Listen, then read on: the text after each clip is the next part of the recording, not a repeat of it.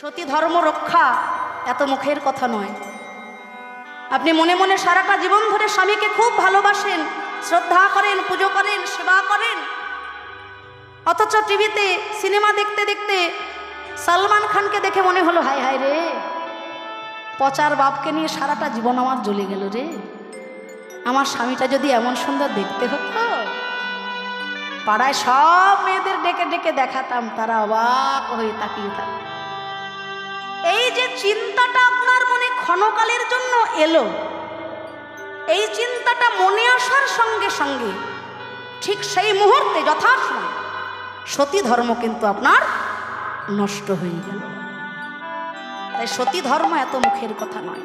আর সতী রমণীর যে পাওয়ার, যে ক্ষমতা, ওই যে বললাম স্বয়ং দুর্গাদেবীর শক্তি তার মধ্যে বিরাজিত হয়ে যায় যদি কোনো সতী রমণী, তিনি তখন বাকসিদ্ধা হয়ে যান। মালাবতী নামে একজন সতী রমণী, পতির চরণ সেবার গুণে তার মধ্যে এত শক্তি ছিল, তিনি ছিলেন বাকসিদ্ধা। কুষ্ঠ ব্যাধিগ্রস্ত স্বামীকে মাথায় করে নিয়ে অন্ধকারের পথে বনে চলতে চলতে একদিন মান্ডব্য মুনির গায়ে তার চরণ ঠেকে গেল অজান্তে। একজন মুনি ধ্যান করছিলেন, তার গায়ে চরণ ঠেকে গেল।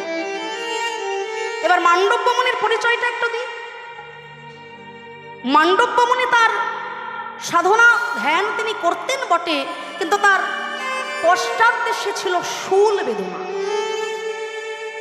তার এত যন্ত্রণা, এত কষ্ট, তিনি ধ্যানে বসতে পর্যন্ত পারতেন না, কষ্ট হতো। তার এত জ্বালা যন্ত্রণা নিয়ে তিনি সশরীরে যমরাজের দুয়ারে এসে দাঁড়ালেন। কি ক্ষমতা একবার দেখুন। সেই মুনি সশরীরে যমরাজের কাছে এসে মান্ডব্য মুনি বললেন, হে যমরাজ, আমি কি এমন পাপ করেছি যার জন্য তুমি আমাকে এত বড় শূল বেদনা দিয়েছো? যমরাজ বললেন, দেখুন, এখানে আমার কিছু করার নেই। আগের জন্মে আপনি শিশুকালে একটি ফড়িংকে ধরে তার পশ্চাতে কাঠি দিয়ে আঘাত করেছিলেন, আর সেই পাপের ফলে এই জন্মে আপনাকে শূল বেদনার যন্ত্রণা সহ্য করতে হচ্ছে। মান্ডব্য মুনি বললেন, আচ্ছা, যখন আমি ওই ফড়িংটাকে ব্যথা দিয়েছিলাম সেই সময় আমার বয়স কত ছিল?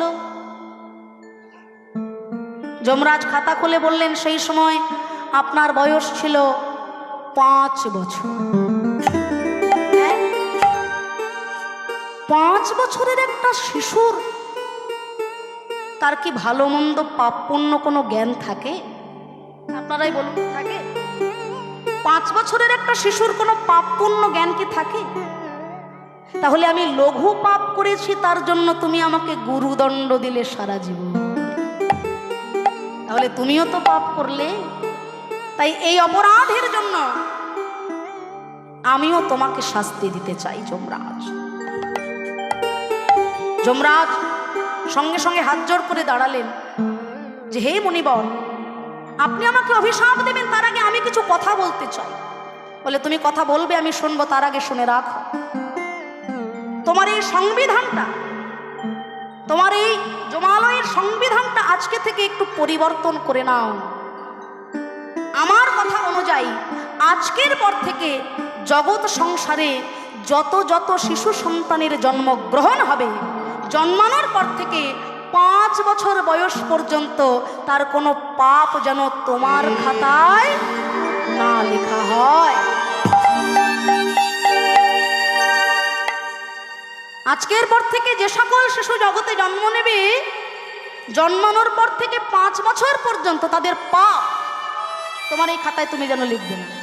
5 বছরের পরে, সেই জন্য বলে না শিশুরা নারায়ণ, 5 বছর বয়স পর্যন্ত শিশুদের প্রণাম নিতে নেই, তারা তখন ভগবান তুল্য। তাই 5 বছর বয়স পর্যন্ত সন্তানদেরকে আঘাত করবেন না, ব্যথা দিয়ে যন্ত্রণা দিয়ে কথা বলবেন না, তাদেরকে বুঝিয়ে লালয়েত পঞ্চবর্ষাণি দশোবর্ষাণি তাড়ায়েত প্রাপ্তেন ষোড়শী বর্ষতি পুত্রাং মিত্রোপদাচন। শাস্ত্র বলছে সন্তানকে বড় করার কিছু টেকনিক আছে, কিছু নিয়মাবলী আছে। আমরা বলি, ছেলে তো আমার কথাই শোনে না, আমরা কি করব? শাস্ত্র বলছে ছোট ছোট ছেলেরা শোনে না, বাচ্চারা শোনে না, বাচ্চারা দেখে আমি কি করছি। আমি যেভাবে চলবো, আমি যেভাবে বলবো, আমি যা করব, সন্তান সেগুলো দেখবে, বড় হবে। ছেলে ফোন দেখছে, ছেলে হোয়াটসঅ্যাপ দেখছে, ছেলে ফেসবুক দেখছে, আর আমি দেখছি বলেই না ছেলে দেখে দেখে শিখছে। হ্যাঁ, তাই সন্তানকে মানুষ করার কিছু পদ্ধতি আছে। 5 বছর বয়স পর্যন্ত তাদেরকে আঘাত দিয়ে, যন্ত্রণা দিয়ে, ব্যথা দিয়ে শাসন নয়, বুঝি। লালয়েত পঞ্চবর্ষান, 5 বছর পর্যন্ত ভালোবেসে তাদেরকে বোঝাও, শিক্ষা দাও, তৈরি করো। 10 বর্ষানি তাড়ায়েত, 5 বছর বয়সের থেকে 10 বছর বয়স পর্যন্ত, 5 বছরের পর থেকে 10 বছর পর্যন্ত, মানে 15 বছর, এই যে